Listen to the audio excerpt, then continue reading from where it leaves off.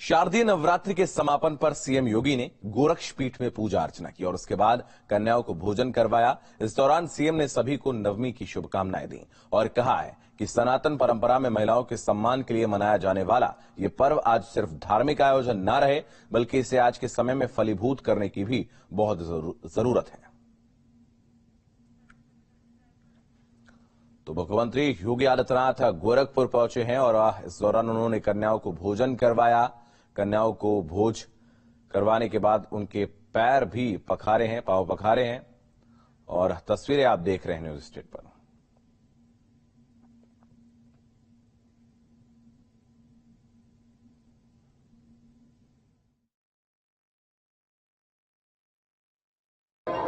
कि मातृशक्ति के प्रति सम्मान का व्यक्त करने का सनातन हिंदू धर्म की परंपरा का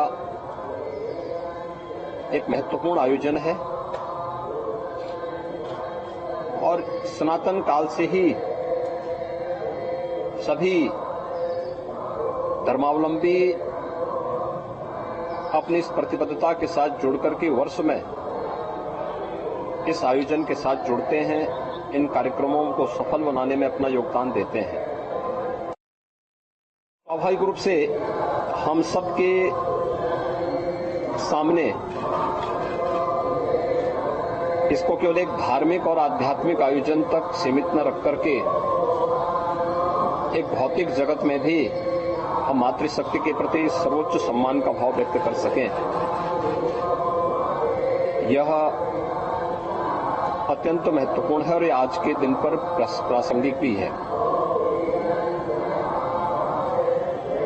और इसीलिए इस परंपरा को भारतीय मनीषा ने वर्ष में 2 बार वासंती नवरात्रि के रूप में और शारदीय नवरात्रि के रूप में महत्व दी है। तो दीपक श्रीवास्तव हमारे सहयोगी अधिक जानकारी के लिए इस वक्त गोरखपुर से हमारे साथ जुड़ रहे हैं। दीपक, आपके पास आएंगे। मुख्यमंत्री इस वक्त पहुंचे हैं गोरखपुर में और उन्होंने मां दुर्गे की आराधना की है। बच्चियों को जो दुर्गा स्वरूप में वहां पर पहुंची थी उनको भोज भी करवाया, उनके पांव भी पखारे हैं, क्या कहेंगे?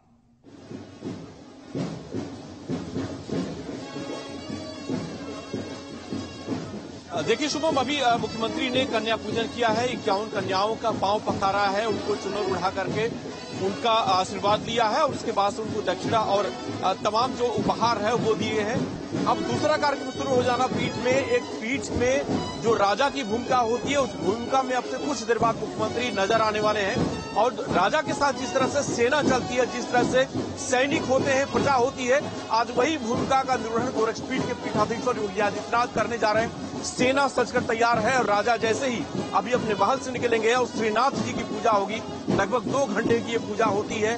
मंदिर परिसर में जितने भी देवी देवताओं के मंदिर है उन सभी जगहों पर जाकर के मुख्यमंत्री पूजा करते हैं, उन सभी देवी देवताओं में जाकर के आशीर्वाद लेते हैं उनका। और ये पूरी परंपरा पिछले कई सदियों से यहाँ पे चली आ रही। जो भी पीठ का पीठाधीश्वर होता है वो इस परंपरा का निर्वाह करता है और आज भी उसी परंपरा का निर्वहन करने के लिए मुख्यमंत्री अब से कुछ देर बाद अपने कक्ष से नीचे आने वाले हैं और इस परंपरा के निर्वाह के बाद से दोपहर बाद तिलक पूजन का कार्यक्रम होगा, जिसमें पीठ से जुड़े हुए जो लोग हैं, योगी आदित्यनाथ के जो फॉलोअर्स हैं, वो इस पूजा में शामिल होंगे, तिलक पूजा में, जिसमें उनके फॉलोअर्स उनको तिलक लगाकर उनका आशीर्वाद लेते हैं और लगभग 2 घंटे का पूरा कार्यक्रम होता है। उसके पश्चात शाम को राजा की शाही सवारी निकलती है। ये शाही सवारी इसी पीठ से निकल करके मानसरोवर मंदिर जाती है और फिर वहां से रामलीला मैदान जाती है, जहां पे राघव और शक्ति का यानी कि राम और दुर्गा जी का मिलन होता है। उस मिलन के बाद से वहां श्री राम और उनके पूरे परिवार का तिलक पूजन मुख्यमंत्री जो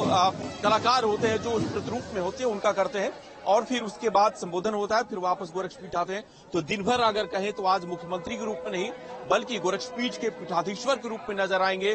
पूरे विश्व में जहां जहां पे भी नाथ संप्रदाय के मठ हैं, उन सभी मठों का सबसे बड़ा केंद्र ये गोरक्षपीठ है और इसी पीठ के पीठाधीश्वर की भूमिका में आज अभी नजर आने वाले हैं। और ये भूमिका बहुत महत्वपूर्ण होती है क्योंकि आज का दिन ऐसा होता है पूरे साल में जब एक राजा की तरह से पूरा ड्रेस होता है, एक राजा की तरह से उनकी प्रजा होती है और राजा किस तरह से अपने प्रजा के लिए काम करता है, किस तरह से देवी देवताओं का पूजन अर्चन करता है, वो सब कुछ देर बाद यहाँ पे मंदिर में देखने को मिलेगा। शुभम, बिल्कुल दीपक, अगर हम कहें तो पीठाधीश्वर के तौर पे उनको लोग लंबे वक्त से जानते रहे हैं।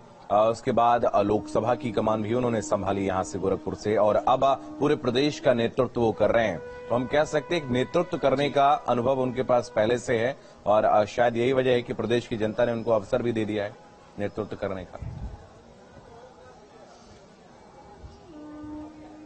देखिए, बिल्कुल हम योगी आदित्यनाथ के नेतृत्व को लेकर के जिस तरह से अभी ये देख रहे हैं, पिछले 5 सालों में प्रदेश की कमान जिस तरह से उन्होंने संभाली है, वो पिछले कई सालों के जो यहाँ के प्रदेश मुख्यमंत्री रहे उनसे काफी बेहतर काम उत्तर प्रदेश में हुआ, और खासतौर पर पूर्वांचल जो काफी पिछड़ा हुआ था उस पर उन्होंने काफी काम किया। और ये इसीलिए हुआ है क्योंकि उनको पता था एक विजन जो होता है एक प्रदेश के मुख्यमंत्री के रूप में, एक नेतृत्वकर्ता के रूप में, एक राजा के रूप में, वो योगी आदित्यनाथ को इसी पीठ के जरिए मिला है। पीठ के जुड़े हुए लाखों की संख्या में जो फॉलोअर्स है, जो नाथ योगी है, साधु सन्यासी हैं, उन सभी को पिछले कई सालों से वो एक नेतृत्व करते चले आए हैं, और उसी नेतृत्व क्षमता का प्रमाण है कि आज पूरे प्रदेश को वो देख रहे हैं। पूरे देश में आज योगी आदित्यनाथ के नाम को लेकर के गूंज है, हर तरफ उनकी डिमांड हो रही है, और यही कारण है कि ये जो पीठ की शक्ति है, जो भगवान गोरक्षनाथ की जो शक्ति है, और जो पीठ के पीठाधीश्वर होते हैं, माना जाता है कि उनके अंदर एक अंश होता है गुरु गोरक्षनाथ का, उनका आशीर्वाद उनके ऊपर होता है, जो पीठ के पीठाधीश्वर होते हैं, और नेतृत्व क्षमता जो होती है वो इसीलिए काफी बेहतर होती है दूसरे लोगों से। तो आज उसी नेतृत्व क्षमता का, उसी राजा की भूमिका, एक उसी नाथ योगियों के सबसे बड़े देवता की भूमिका में नजर आएंगे। और जैसे ही अभी उतरेंगे तो सबसे पहले वो गुरु गोरक्षनाथ का जो मेन मंदिर है, जिसे श्रीनाथ जी भी कहा जाता है, उन्हीं श्रीनाथ जी की पूजा अर्चना होगी। लगभग 2 घंटे का पूरा ये जो पूजा का कार्यक्रम होता है वो होता है, और इस पूजा के बाद से इस मंदिर परिसर में लगभग 2 दर्जन से अधिक छोटे बड़े देवी देवताओं के मंदिर है। उन सभी जगहों पर जाकर के योगी आदित्यनाथ उन सभी का पूजा अर्चना करेंगे, उन सभी को जितने भी मंदिर है वहां पर जाकर के भगवान को अपनी। बिल्कुल, तो अब से कितनी देर में मुख्यमंत्री नजर आएंगे दीपक? लगभग 12 बजे के बाद से।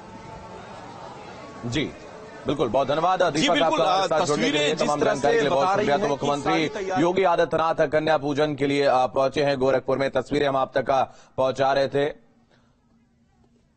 और दीपक हमारे सहयोगी, जैसा कि उन्होंने बताया कि अब से कुछ देर में, यानी कि 12 बजे जो है वो मुख्यमंत्री योगी आदित्यनाथ यहां पर नजर आएंगे, और एक नेतृत्वकर्ता की जो छवि होती है, एक पीठाधीश्वर की जो छवि है, उसमें मुख्यमंत्री नजर आएंगे।